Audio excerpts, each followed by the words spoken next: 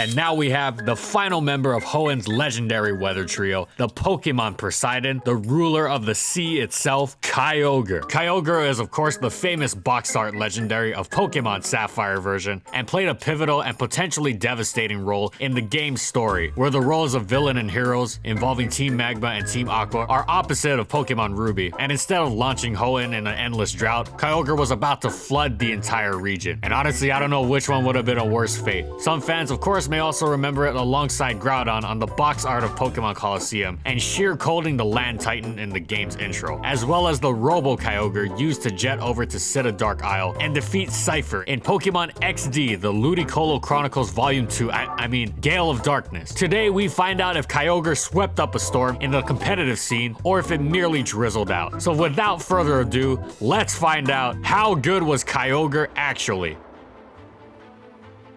And in this video, we'll be going over these competitive formats.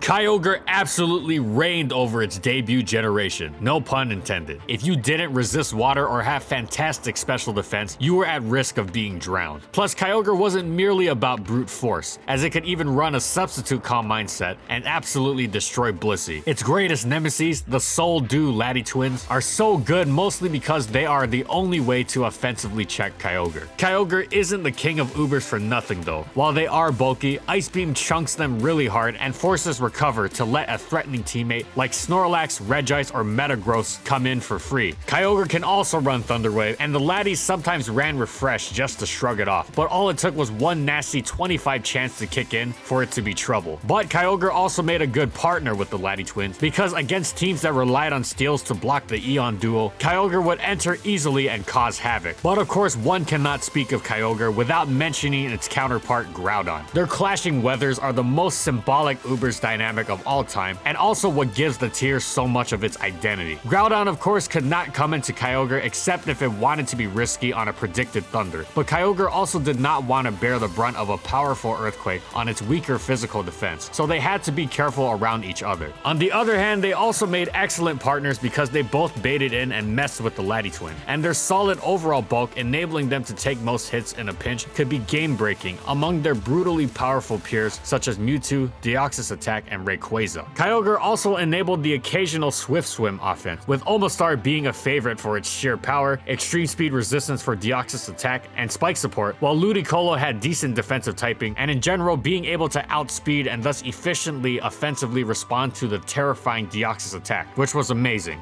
And with that, with so much sheer power, a variety of sets, and the ability to support Pokemon that are devastating in the rain, Kyogre shaped and defined the Uber tier in its debut generation. The number one rule that newcomers to Diamond and Pearl Ubers are taught before all else is that you absolutely must respect Choice Specs Kyogre's Water Spout, the most powerful attack in the game that tears open absolutely everything. Even maximum bulk Blissey gets 2-hit KO'd by a mile. In fact, for Kyogre, there are no counters, only checks. The best go-to checks on most teams are Palkia and Latias. The former has solid bulk and a quadruple water resist, and yet it's still 3-hit KO'd. But this temporary measure tends to be enough thanks to Kyogre's longevity. Even with Soul Dew, Latias is 2-hit KO'd, but it's able to check Kyogre because it terrifies it with Thunder and can recover on the switch. Of course, they had to be wary of its brutal Ice Beam, especially since it could use it against Groudon and barely be predicting. However, some teams got by with less checks, relying instead on constant offensive pressure, especially lead Deoxys speed teams that started the game at a breakneck pace by laying hazards and following up with one nuclear bomb of an attack after another, including Kyogre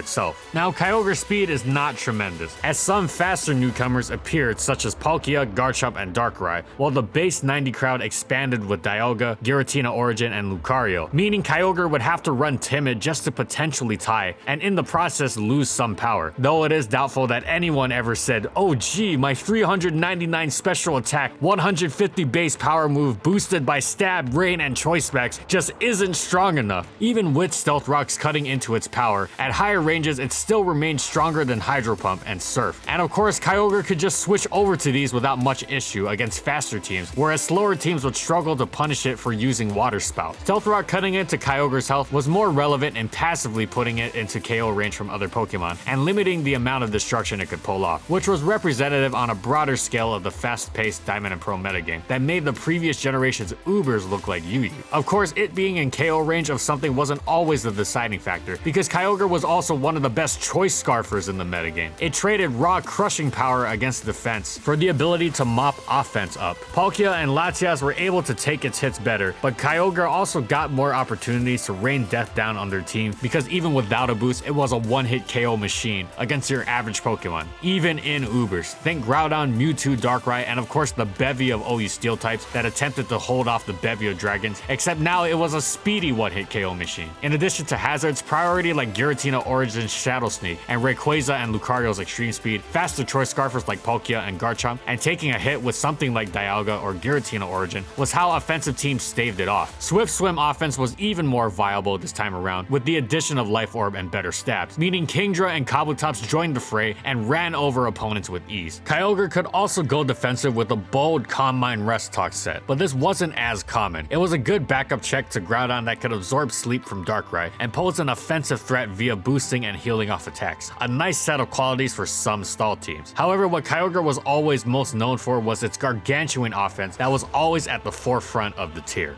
In VGC 2010, 4 restricted Pokemon were allowed, and you better believe everyone was spamming Kyogre like no tomorrow. It had it all: power, bulk, provided rain support, and had stab spread moves. Its Scarf Water Spout was a little much to handle, so people looked for creative ways to deal with it, such as Ludicolo, who was everywhere as both a counter and a partner. And for more information on Ludicolo, you can check out our Ludicolo video. But there was also Hitmontop, with access to Fake Out, Wide Guard, Helping Hand, and Feint. Hitmontop made for one of the best partners for Kyogre, in helping it do more damage or preventing enemy Kyogre from steamrolling everything. Life Orb Technician Mach Punch also meant Abomasnow couldn't freely be a punk and standing in the way of the watery assault. These became an iconic pairing for the 2010 season, and as such was dubbed Top Ogre. Now, the combo was less common by worlds, but Kyogre itself certainly wasn't, as it held all of the top 4 and the 6th spot, used respectively by 2010 champion Ray Rizzo, runner-up Yasuki Tochigi, 3rd place is Sao Yoshioka, 4th place Wataru Onishi, and 6th place Takashi Morishima. So yeah, surprise surprise, Kyogre was amazing in the first year that VGC allowed restricted Pokemon.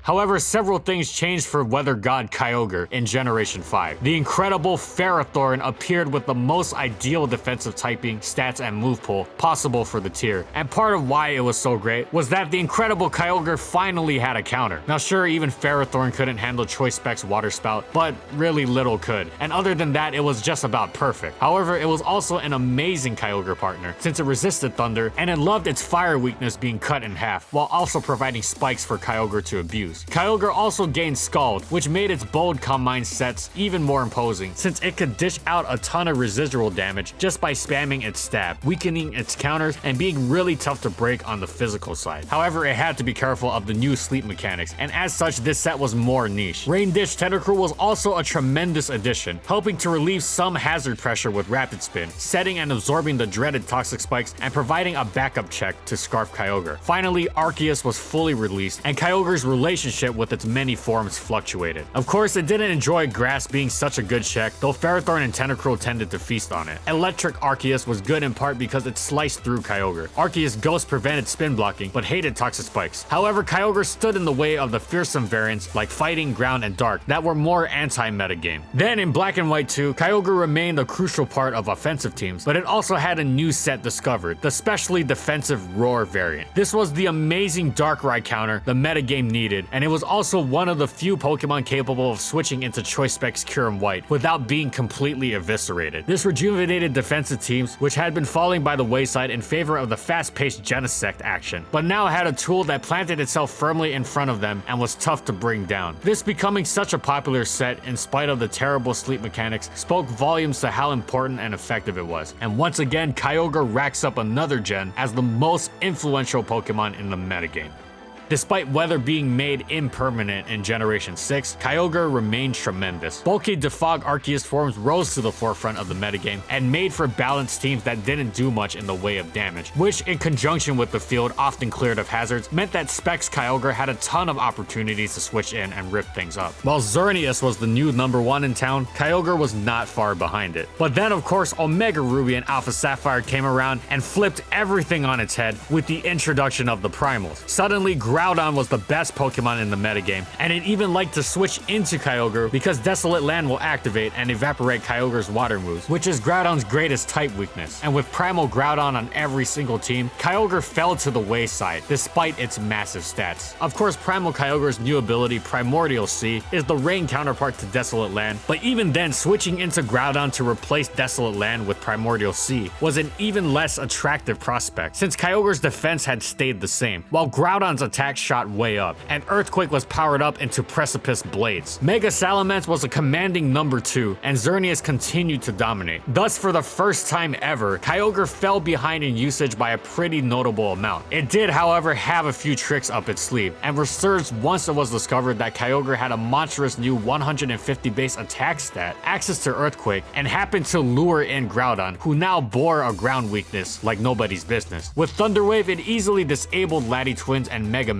with Avalanche to pile on the hurt. Paralysis alongside Waterfall's flinch rate was pretty nice for emergencies too, and it usually only need one because Waterfall seriously hurt just about everything. It could lure Groudon either like this or with special sets if one was willing to be a bit more patient in exchange for stronger hits on everything else, and a more realistic sweeping chance with Calm Mind. The now Stealth Rock neutral, non-healing Groudon couldn't make too many Ice Beams, and wearing it down could help remove a Xerneas roadblock, making for a high-powered synergistic offensive combination. Overall, Gen 6 was actually a step back for Kyogre, but Kyogre's worst is still catastrophically powerful, and a trainer who knew what they were doing could easily prey on someone who took the Titan of the Seas for granted as no longer a threat.